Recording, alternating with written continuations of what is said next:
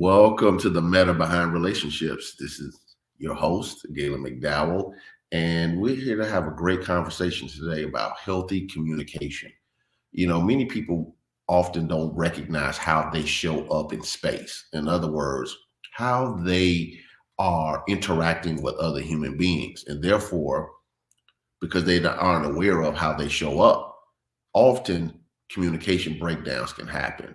So we're going to talk a lot today about healthy communication and how to get the best communication style for your best results. How do you communicate with your partner to be able to make sure that you are getting your point across and your partner feels as though that they're receiving the grace and love that they deserve? So to have this conversation, we're going to bring the founder and CEO of the 5S for Love, all of the podcasts, all of the platforms, Christine Burkett on the show. Christine, are you there? Hey, Gaylon. Hey there. How you doing, Christine? I'm great. It looks like we're both in different places today. Yes. But we're going to make it work. We're going to make it work. We're going to make it do what it do, as Jamie Foxx said in the movie Ray. I love it. I'm great. I'm really happy we're having this conversation today. I find that a lot of times there's a disconnect. And so I'm hoping this will help me better connect, especially in personal relationships. Work relationships, I think I do pretty good at those. But it's the personal ones I think I'm kind of struggling with. So I'm looking forward to this conversation with us today. Beautiful. So me, I'm ready to get right in on my questions because I got a bunch of questions for you today. So, the first question I want to ask you, what is healthy communication? What does that look like? Healthy communication is communication that is based in respect, integrity, honesty, and compassion. Now, why those particular qualities? Respect. Obviously, if you don't respect the person that you're communicating with, that normally shows up in a way that will not get you the results you desire. You can always tell when somebody's communicating with somebody they don't respect. That just goes without saying. I'll just leave that at that. When we start talking about integrity, in other words, are you being authentic? Right. Are you in integrity with what you're saying? Are you being in integrity with what you're doing? And honesty just goes with what it needs to. People need to be able to trust that what's coming out of your mouth and what you're communicating is legitimate, right. It is honest, and it is not being filtered to show to produce some type of advantage or to manipulate. Right. And obviously compassion. I think the world just needs more compassion when we communicate. That doesn't mean you can't speak directly. Mm-hmm. Speak directly without necessarily being always heavy-handed. Now, I realize there's some situations and circumstances people have to, bosses terminate people, managers are writing people up, parents have to sometimes use tough love. I get all of right. that. But why do you have to necessarily become another person to communicate? Now, obviously, healthy communication that I just mentioned is verbal. There's also Right. the communication that goes along with body language. What is your face saying? Because a person can start talking about love, but their face is saying something else. What is your, are you slumping? Are you angry? Are you arms crossed and mad? It's many ways in which our body language really tells how we feel about a thing. So Hmm. since this is the meta behind relationships, this is Let me basically our see now. subconscious tendency. Make sure I sit It's up what that our that I'm subconscious talking to is. you. It's our subconscious tendencies that tend to interfere Okay. with even what we're consciously trying to produce. Because Okay. we might say, okay, I'm gonna talk to this person with integrity and with respect, but our eyes are rolling, Yeah. our face is tight or angry. Our body is projecting a different type of energy. And a person can pick up on that because most of communication is nonverbal. Okay. People can pick up on your energy. So it's really important for us to recognize that if we're having a conversation with someone, especially if it's a difficult conversation, first of all, get yourself together first Before you even start. before you even start. Get Okay. yourself together first because if you're not together, the moment they react in a way that you might not like, now you're triggered and now you're doing something else. Now it's an argument. Now it's a breakdown. Instead of you getting across what you really want to get across, now you're in the what I want to call it, the you're in the seaweed. You go into the ocean, sometimes Right. you get seaweed just in Mhm. your leg, feet, and tangled in your leg. Now you're trying to untangle emotion. You're in the seaweed of emotion, trying to pull stuff out to get to the point of what you really want to do, what you really want to get across. So I think it's Mhm. important for people to get themselves together, and when they're communicating with a person, sometimes just stop and say, hey, is this a good time to talk? And if Okay. not, when? That way people have an opportunity to process, because sometimes, a person's coming in after a hard day and you just Mhm. come right in with, I need this, and that. That doesn't necessarily always get beneficial results. So I have a question for you. And I get this a lot, especially when I'm doing my girl talk chats with my girls, that they feel like their partner, the person that they're going out with, when they say things, they can say 2 or 3 words and that person's automatically offended. So here's an example. The example is, can I talk to you about some of the things that I need? And as soon as they say that, they go, you're always telling me I'm doing something wrong. And they're like, no, I'm just, I want to talk to you about what I need and I don't feel that I'm getting from you. So I don't want us to be, not connected. I want us to be connected, but I'm trying to figure out how to fix this because you're doing this and that's not registering for me.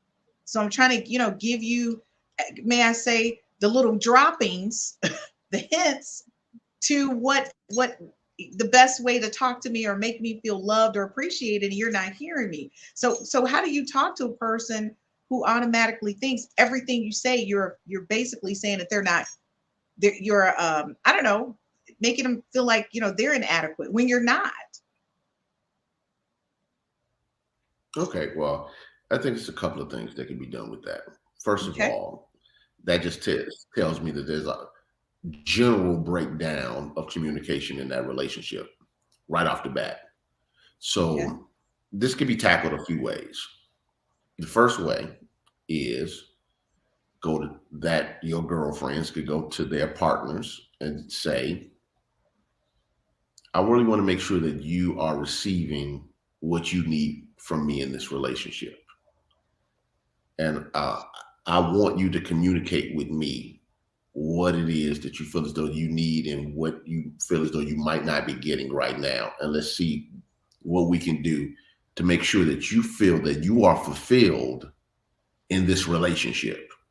Okay. Now, when that conversation happens, then you can, and especially if actions are taken that are in integrity, in other words, follow through on. Then when it comes time for your conversation, it makes it easier. Often when that conversation is brought to the table, like what I just said, the partner will then say, well, what is it that you need? So it gives an opportunity, because one of the things that I always teach people is that you give what you want. I like that. You See, a give lot what of you times want. people want, right? People want to do get, then receive, then give. But universal law is give, then receive, because you reap what you sow. So if you don't sow, how are you reaping? Right. So that would be the first way I would tackle that. The other way would be just to figure out, just to have some general conversations around, wanting to win. Like, hey, I want us to win. And for me, winning means that we both are getting what we feel as though we need out of this relationship. And when you come to me or when I come to you, I would like us to be able to have conversations that are not based upon judgment or making someone wrong, but based upon preference.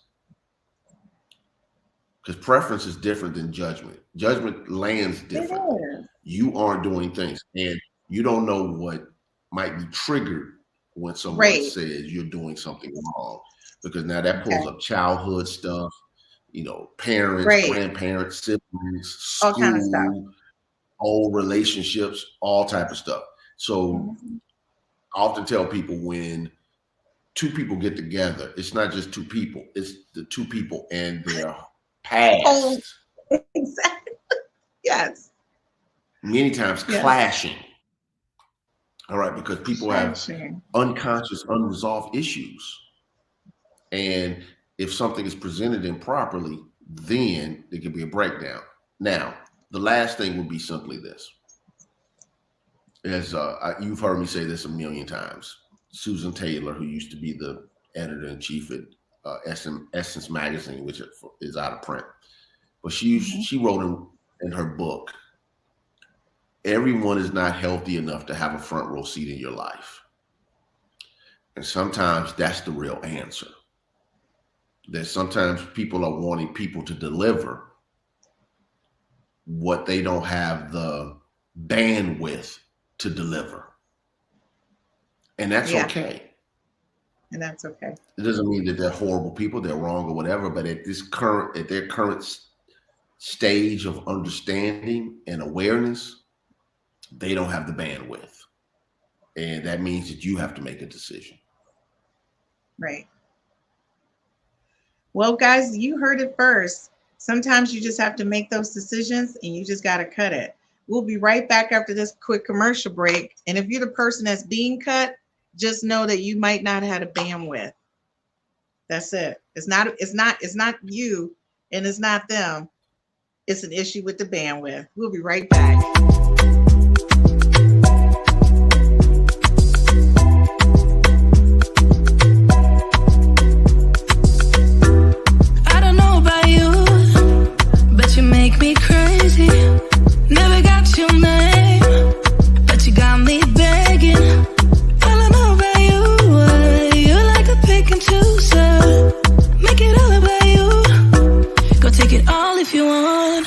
Taking the chance, stuck in my head, not gonna leave it at that. Taking the lead, feeling your heat, just wanna give you my best. I don't even know your name, but you got me, cause you're all to die. We don't know what happens next, but you got me, cause I'm next in line. You make it look so easy, making me feel so dreamy. Never wanna pay for drinks, but you got me, cause you're all to die. Got me locked in now.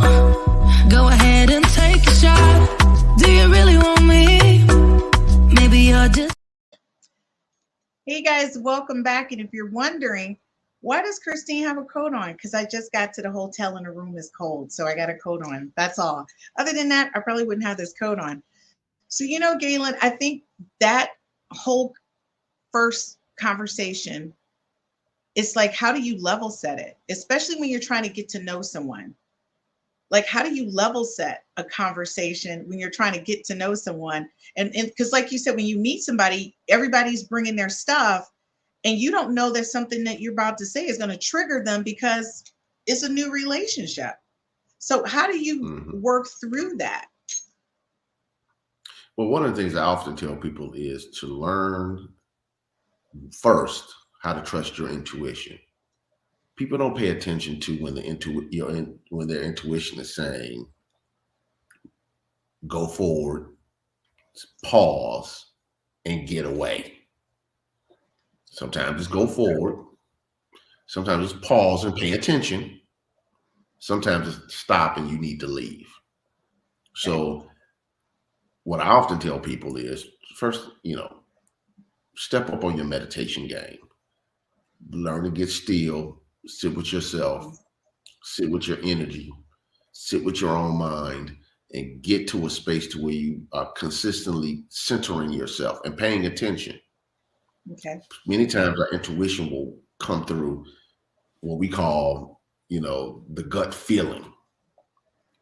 You'll feel something in your abdominal area when something is off. And mothers will say, how do they know their child is in trouble or something is wrong? They'll feel it even though they're not around. Mother wit. Some people call it intuition. Some people will say it's my first mind told me, or something told me. They feel it energetically. And I think that's the first thing people need to pay attention to. And then I think people just need to stop being, and I'm gonna use a urban term.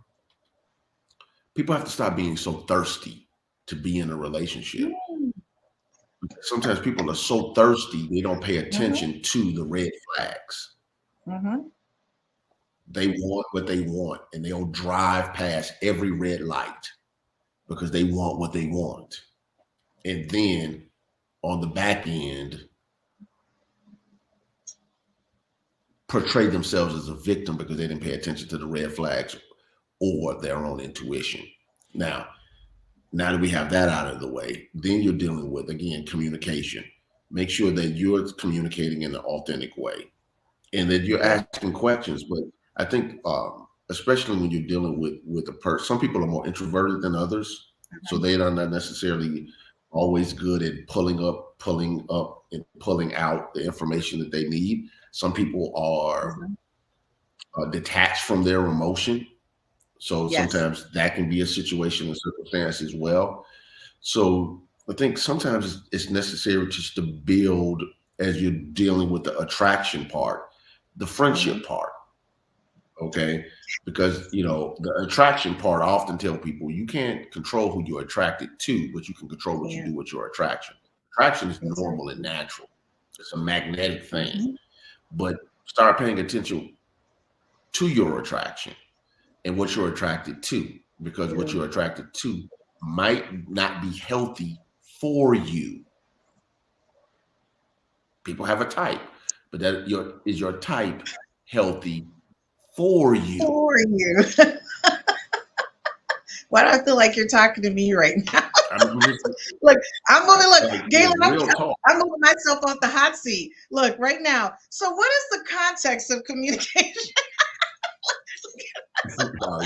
Jump subject now. That's funny. Yeah. I'm just going to forget that. That's fine. Okay, so I think I got my point across. The context of your communication. What does that mean? The context of your communication just simply means what is your point of view of your communication? In other words, is it based upon, as I said earlier, truth, integrity, honesty, compassion, or is it based on judgment, condemnation, separation, me against you? All right. One of my favorite authors is Emmett Fox. I quote Emmett Fox quite often. And Emmett Fox had something where he wrote about God in business. And he said that when you become at a certain spiritual level, you recognize that God is on both sides of the table. Now that changes your consciousness, how you communicate, how you interact, and what you feel as though your results will be. Now, It's the same thing when you're dealing with another human being. Okay. Okay. Often when people are going to yoga or self-help spaces, they'll say things like namaste. Namaste means I salute the divinity within you. Right? Now, as I communicate, am I communicating to the divinity within you? The divinity in me is communicating to the divinity within you. Now, if I feel as though you are a divine being and I'm a divine being, now we're going to communicate differently. Now, I know that is lofty, but I'm talking ideal. Right. All right. But if I'm only looking at you as the breakdown, as the problem, as the issue, then it's going to come out a different kind of way. Okay. So what I'm trying to just do is help people get to a space to where they can communicate strongly at times, because I'm not saying that your range of emotions is wrong or are wrong. What I will say is, don't let your mind go where you don't want it to go. Yes. That's I like that. thing. Don't let your mind go where you don't want it. And if you can do that, then you can communicate in ways in which you know your context, because you might think that your context is peaceful, but you're coming across angry. You might think that your context is compassionate, but you're coming across judgmental. You might think that your communication is in integrity, but you're trying to manipulate a person to do what you want, for them to do what you want them to do. Right. What's the context of your communication? That's all I'm saying. Hopefully that answers the question. It does. It answers the question, very direct. But I guess the follow-up question is good for me too. So how has the past impacted your communication style, which is big for me, because I'm the kind of person, everybody starts from zero with me. Like, I don't bring in prior stuff. And if you do something that triggers something in me, then I ask questions. I don't assume, I ask questions. Like, okay, so you made that statement. What did you mean exactly? Like, did you mean to say it like this to me? Or were you just like kind of open-ended saying it, like just as a statement and not directed towards me? Just so I can get clarification. Now, if they come back with matching what a previous or something that impacted me that was negative, then I'll say, you know what, we need to talk, because, right? But most times, I just want to say to you, most men are not very talkative. That's a challenge. First of all, a lot of men are talkative. They just don't want to talk about what you want to talk about. That's true. That's true. Get a guy talking about their favorite sports team. Get a guy talking about his hobby. Okay. Whatever that is. All right.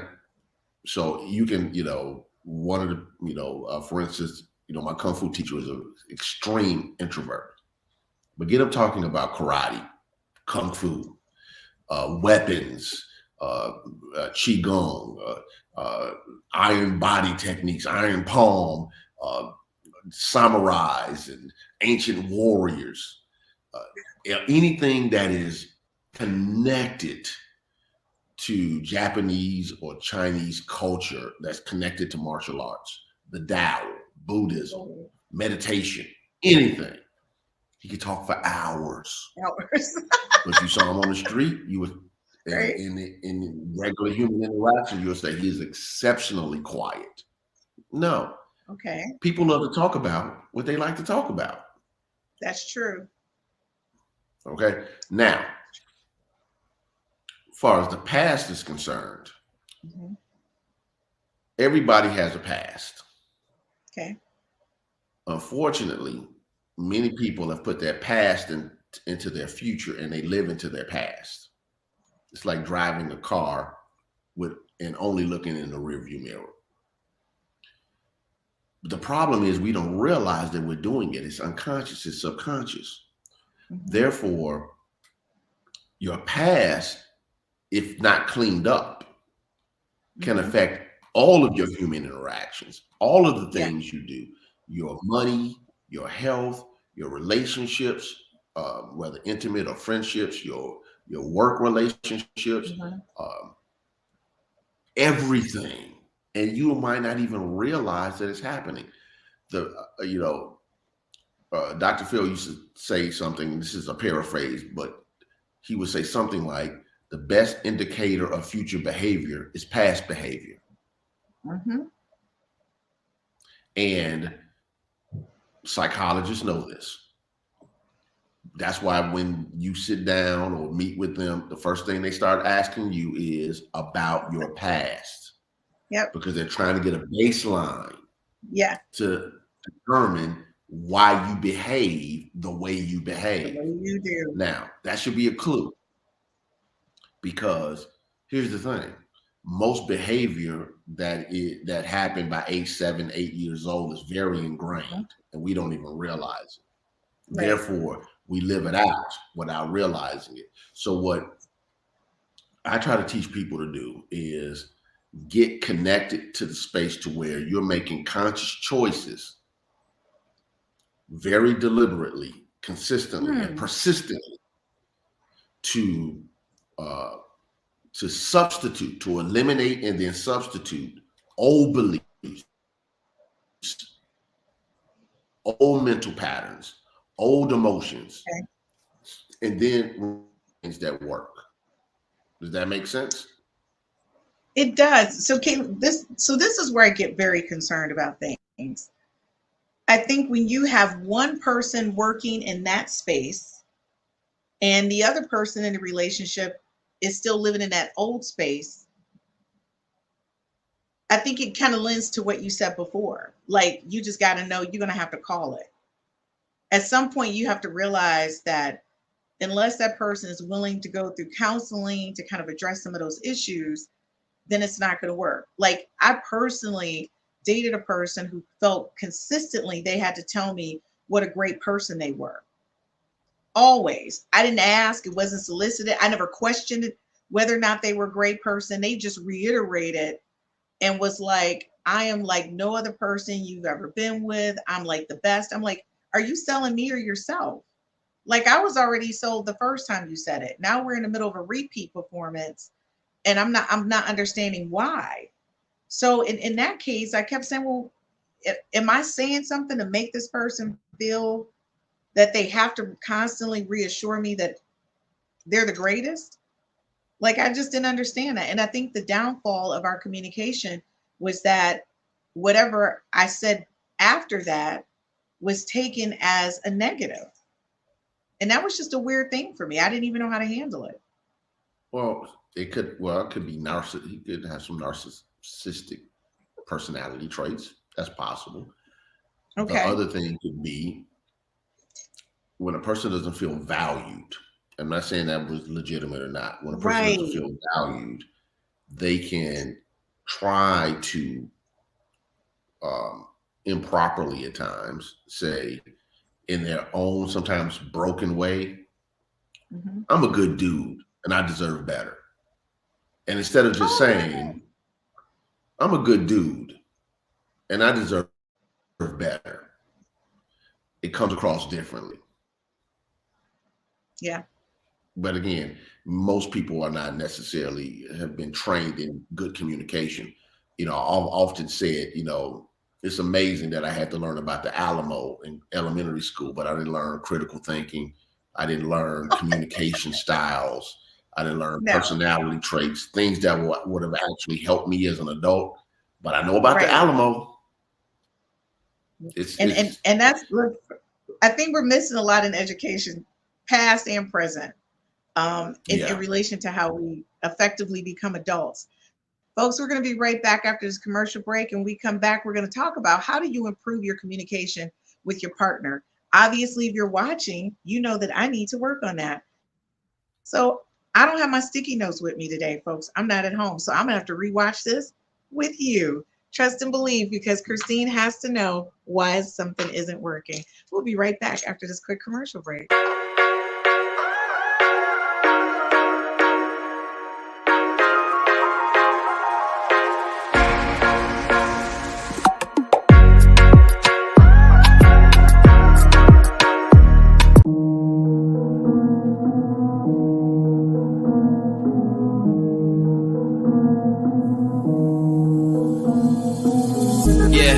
What's up with it?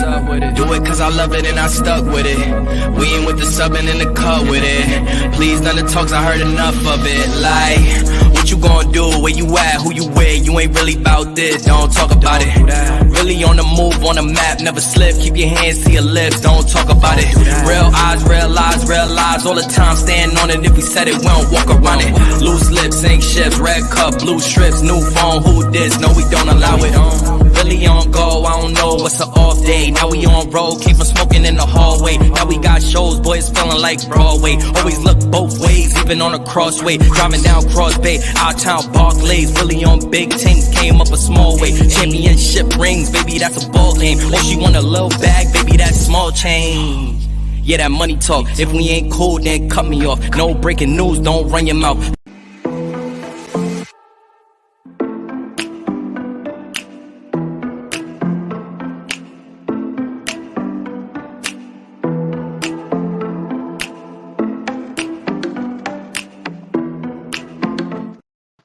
Hey guys, welcome back. And you already know where we're getting ready to get started, because I need to know how to have better communication with my partner.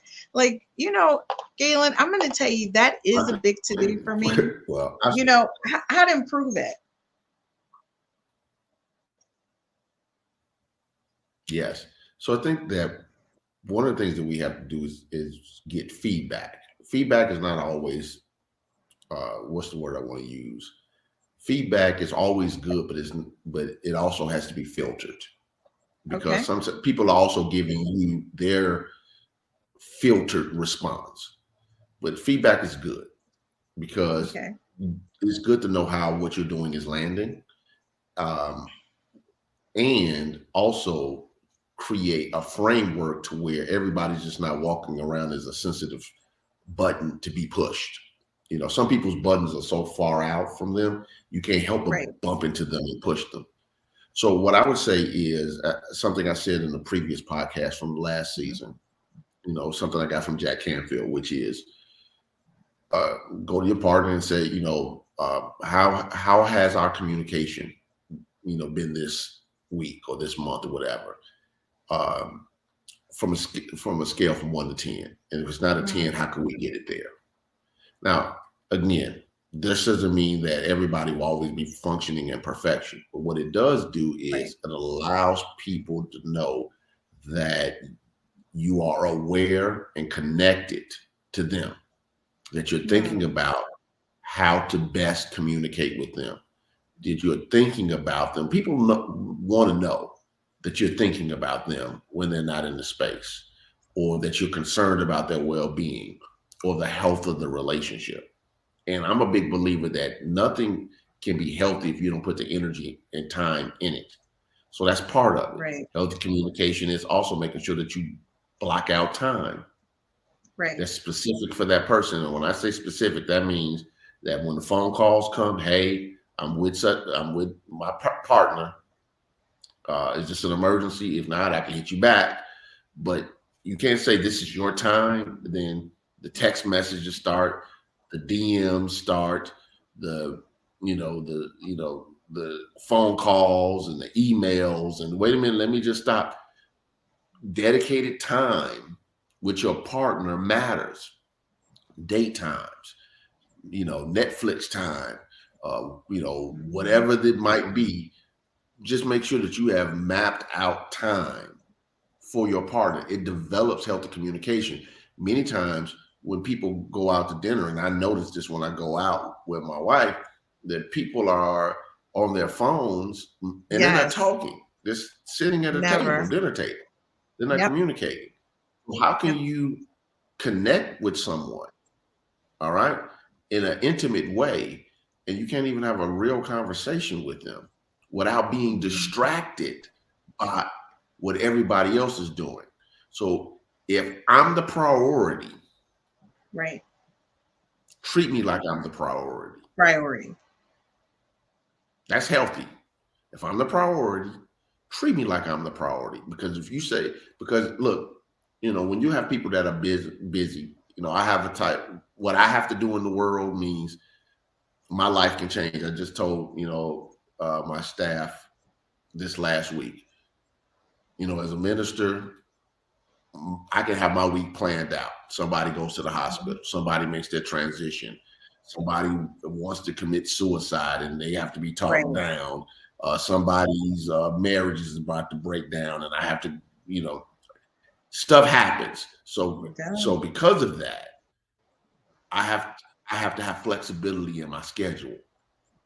But I also have to be mindful that whether it's with myself, taking care of myself, or with my family, that when it's dedicated time for me to deal with my family, the people that matter to me, whether it's my wife, my daughter, my stepdaughter, siblings, friends, whatever, this is our time. And you have my full attention. I'm fully present. Your body can be present and your mind can be somewhere else. That's not healthy. So, like, are you here with me? My daughter Angel was great with this. She was one of the ones that taught me this when it came to this phone thing, because I was always on the phone, and she understands in general because she's a preacher's kid. But she would, we're watching something. Dad, you're on your phone. Dad, you want to, Dad, and it made me real present. Let me put this down, because what she was really saying to me was, Dad, this is my time.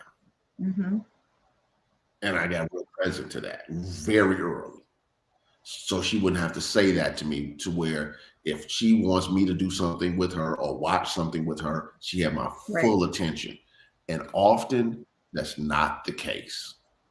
So what I would say to people, before anything else, be fully present, be fully aware, be fully mindful of your partner. Okay, so I'm going to tell you, everything you said is 100% on target, and I felt like you were talking to me. Because I do run 3 different companies, there's rarely a moment where I'm just sitting. And I think the only time I am sitting is when I'm doing the podcast, and I'm doing nothing but the podcast. Because the minute the podcast ends, I'm going back into multitasking. And I do find that is an issue, because everybody knows, like, this year I'm seriously focused on being in a committed relationship. So what do you say to a person like me? I don't do it intentionally, but if someone's texting me and it's related to work, sometimes I've been waiting on that call all day from an app developer, a web developer. Like, I'm waiting for them to update me on a project so I can get back to a client who's been texting me all day. Is my website going live? It's stuff like that. Or my server went down and it's a CEO calling me like, Chris, our server's down. I tell people IT is a 24-hour day job. So I cannot not go anywhere. Every time I go somewhere, Gaylon, I either have a laptop or a tablet or both, and my phone, because if anything happens, I've got to stop what I'm doing and get on top of it. But to the other person, it's like, you're too busy for me. Yeah, so I think that there's a couple of things. Okay. First thing, obviously, is communicating. How can I be present? Look, I have a call that might be coming, and I'm going to be fully present. But if this happens, I have to address it. Okay. You communicate ahead of time to create some level of standards and expectations. That's the first thing. Okay. Second thing, even in the midst of emergencies, and those things can happen, the 24/7 is not healthy. And I understand it, because I live a 24/7 life, and I had to learn that myself, to where even right now, when at a certain time at night, and I'm not an IT person, but I would call a first responder of emergencies. Well, first responder to the space to where I put my phone on do not disturb at night, to a particular time frame. Why? Because if not, the alerts always come, and I'm just mindful of it. So what I would say to you is this, in a real way, and anyone that's listening that's in your situation, that's a busy person that's juggling many things. And I believe, by the way, that women tend to be better multitaskers than men. That doesn't necessarily mean that's always beneficial. You know, it's It's the old not. song, the 80s Superwoman. Eventually, Mhm. you have to decide energetically and time-wise, what are your priorities? Because if you bring a person into your life and you say, this is what I want, you have to figure out how to do it. Because it's easy for me to say, do this, do this, do that. But this is what I tell people Right. in a real way. And this is real talk. If you make a commitment, God can make the way. But you got to make the commitment first. And it'll make a difference what it is. Oh, I want to go back to school. I don't have time. You make the commitment, God will make the way. Figure it out. I want to start this new Right. business, but I don't have the time. If you make the commitment, God will make the way. I want to be in a relationship, but I'm so busy with whatever. You make the commitment, God will make the way. See, you know, just to use a scriptural example, when the children of Israel left Egypt out of slavery and they had the Red Sea in front of them and the army behind them and they were panicking. Yeah. The water didn't split, whether you believe the story or not. This is the Right. story. The water didn't split until they put their feet in the water. Mm-hmm. Sometimes people are waiting for the Red Sea of their life to split before they walk in. The faith step is stepping in first. It takes faith to be in a relationship. All right. It does. So if you have faith that, okay, God, I got a lot of stuff going on. And I know, you know, I teach metaphysics. So you say God, divine mind, universal law, whatever term you use. I got a lot going on. But this is something I desire. I know if I make the commitment, if I take the faith step, I know that I can make a way. So you got to take the step in faith, that knowing that if I put energy and intention and attention into this relationship, the divine grace will handle to make sure that I have enough space for this and to be able to handle my other stuff. In other words, God can increase your bandwidth. Okay. I like that. I think it does. It makes 100% sense, you know, and I do struggle with that. And I always tell people it's not intentional. My goal is to work really hard for the next 6 months so that all three companies are standing up on their own and I don't have to really, and I don't micromanage, but when your name is attached to something and people are in business with you because they know you, they don't know your team. And it's like, so you're trusting a group of people to do what they need to do their job. But when it comes down to it, they're not going to call, you know, Mark, who's working on they're calling Christine. Because they're like, well, Christine, you sold this to me. You said that you can create this amazing graphic for us or this app to check in our patients. It's not working. And so they don't call the guy who designed it. They're calling Christine.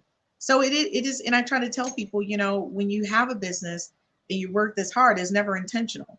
I wouldn't, if I had known it would have been this much, I never would have thought to do this. I would have just stayed working in corporate 9 to 5 and come home and just forget it.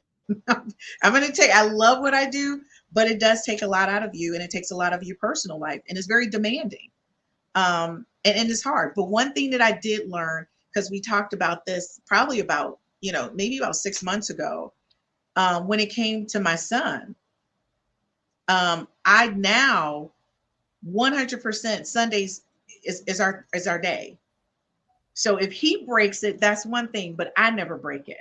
So if people call me, I go, I'm sorry, it's Sunday. I'm with my son. I can't, right? Because that's important to me. And I hate to say that because I'm very sure the person that I referenced is going to be watching this saying, well, where's my day? I know that's going to happen. But the thing is that. But here's the thing. But the thing about it is, people adjust around your commitments. Yes. And see, the thing about it, just like with your son, you made that as a commitment, and people will adjust. It's always going to be more work. Okay. You know, Stephen Covey said, you know, that when you make your transition, there will be things in your inbox. All right. But he also said that many people climb the ladder of success, and when they get to the top, they find out that they're leaning on the wrong wall. The ladder is leaning on the wrong wall. So we have to make sure, what is it that we want? So we work this hard for what? See, that's the thing. I'm working hard for what? To be able to, when it's all said and done, people work hard, not just to achieve personal success, but they also want to be able to enjoy life with the ones that matter to them. Yes. All right. Yes. So we have to figure out how to enjoy the people that matter to us, enjoy the things that matter to us while we're pursuing the success. Because if not, it'll always be another rung on the ladder that says, I'm not done. So we're just climbing, and the success is not being driven by happiness. Right. The success is being driven by something that is triggering something from the past. As I heard a person say many years ago, that he never felt as though his father validated him or believed in him. So he worked in the corporate setting for years, to the bone, to become a success. He had all of the things. He had the high corporate job, making tons of money. He had the big house. He had the cars, the foreign cars. He had the pretty wife and the well-behaved children.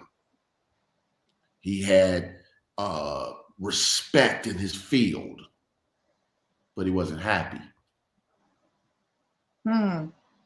because he couldn't enjoy what he had because he was still trying to prove his dad wrong. That's what I'm saying. The past is many times is overshadowing what we're currently doing. So what I would say is people have to get clear about what's the driving force for your success that's interfering with your ability to have the relationships you desire, whether intimate or friendship.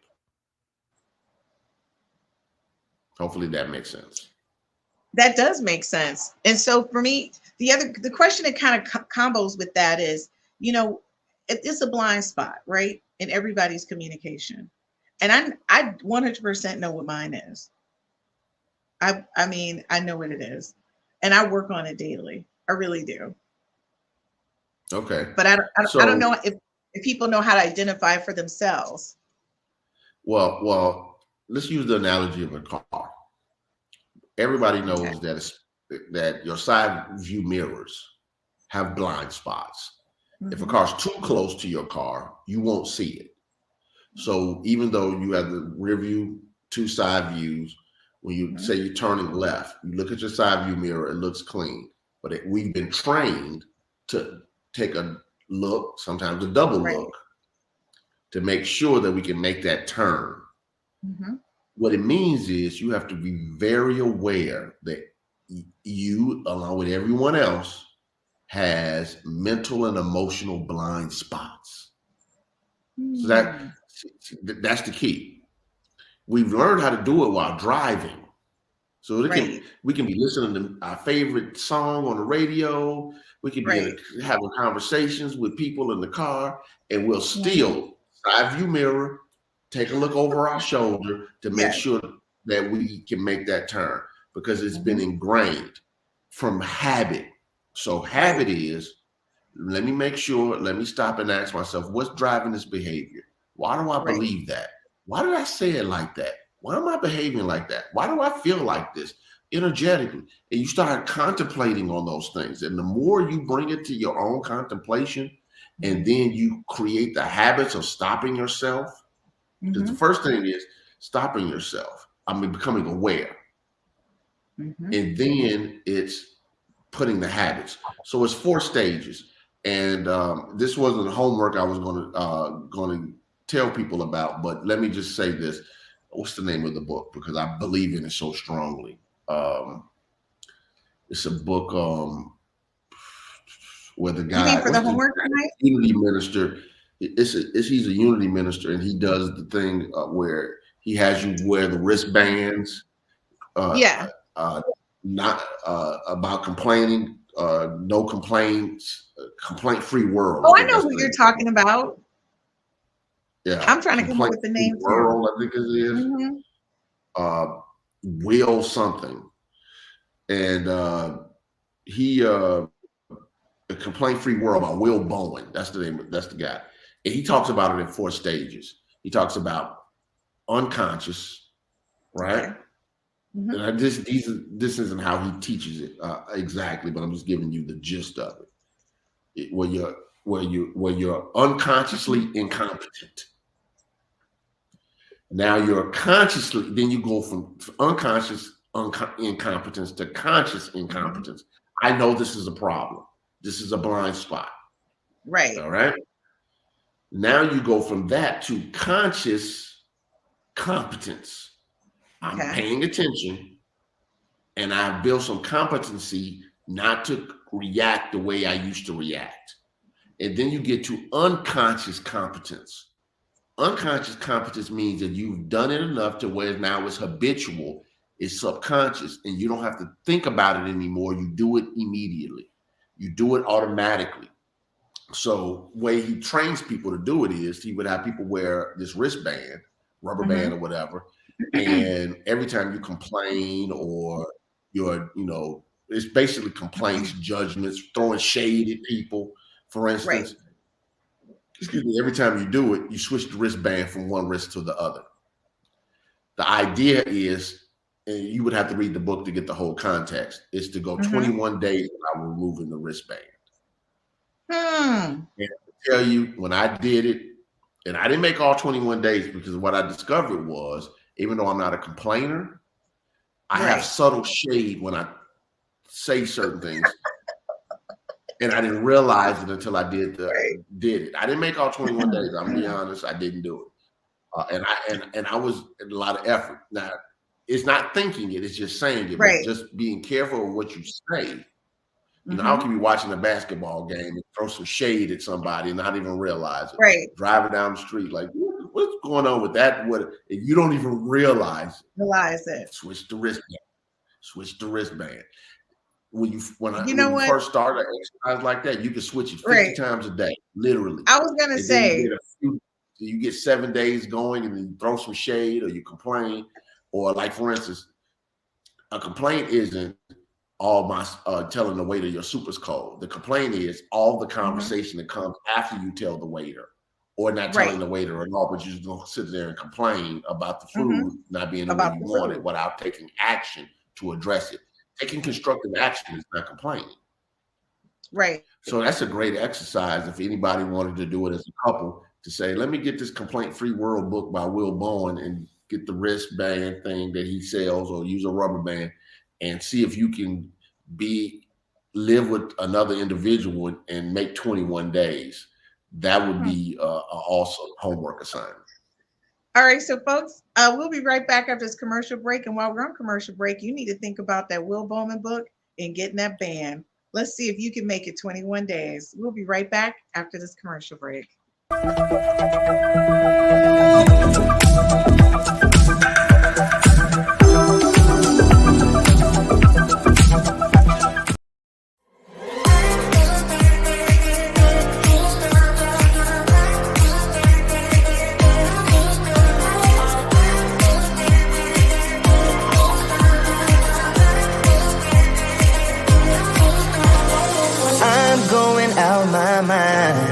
Give me some directions to get to you. Ain't gonna waste my time. I know that we got connection. I think about you. You're on my mind. Yeah, I'm going out of my mind. Yeah, for you, my love. You drive me crazy, tell me what to do. I'm on my knees, yeah, I am begging you. I'll break the rules if it will get me to, yeah. Hey guys, welcome back. Well, you already know, we never have enough time with Gaylon. I don't even think Gaylon is, I don't think we have enough time with you. Every week I'm upset that it ends. Folks, I want to say personally, I'm probably going to watch this a couple times because I know there's some things I need to work on in communication. And I think before you start looking at somebody else, you need to look at how to focus on getting yourself together first and making sure you're clear on your intent. Because that's what I'm going to do. I think, honestly, Gaylon, I'll probably throw a little shade. I think I'm a little shade thrower. And I'm being honest. I think I am because I do. When I do this, that means I'm getting ready to say something to you. It's total 100% shade. So I even know my mannerisms with the shade. So I have some work I need to do. But as always, Gaylon, thank you so much. I feel like I'm letting people in on my counseling moments. But I really appreciate you bringing the expertise over to the 5Fs to Love platform. You are outstanding. And I really appreciate all the information you share with us. I will see you tomorrow. So see you guys. All right. So I do want to leave you all with a little bit of homework. Christine can put it in the link since this show is pre-recorded in the comment section or however she does it, because she's the IT person. I'm just the teacher. So I want you to go back and listen to an episode that I taught from last season, which was I Meet No One But Me. Why is this necessary for healthy communication? Because you have to know how you are showing up in life and how life is showing up to you based upon your own consciousness. So when you listen to the I Meet No One But Me, you will learn the techniques of discovering how universal law is showing back up in your life as people, places, and experiences. It's a really important episode. The second thing is I interviewed Christine on a different podcast where I actually interviewed her, and she actually taught the 5Fs for Love's platform. What is it based on? Because I think this is important. Often, as people are listening to all these different shows that she has on this platform, it's built on a foundation. And I think it's important to understand the foundation from the person who actually created it. So she'll put the episode on my that I did on my Truth Transforms with Reverend Gaylon McDowell podcast, where I interviewed her about what are the 5Fs for Love, what is it based on, and what can you get from it. So I think that'll be greatly beneficial to you. Check it out. Again, Christine will put it in the comment section or link it together with this somehow, some way. And the main thing is go out, put it to work, put it to the test, and remember that you have to make yourself the priority. And what I mean by that is happiness and things of that nature. And making yourself a priority does not mean it. I don't mean it from a narcissistic point of view. What it means is you have to get yourself together. You have to be healthy enough to be able to be in a relationship or help others. If you're on an airplane and there's turbulence and the oxygen mask falls, it says, they tell you to put the mask on yourself first, then put it on the person you're with. If you're not healthy, emotionally, mentally, financially, and many other things, it's very difficult to be the person you want to be with another person. It's hard to show up the way you want to show up for another person. So as you work on you, it gives you the opportunity to be the best version of service for others, the best version of partner for others, the best version of compassion and love and grace and support for others. So work on yourself, get yourself in order so you can go out and be the magnificent being that you are and impact people with your positivity and transformation. God bless.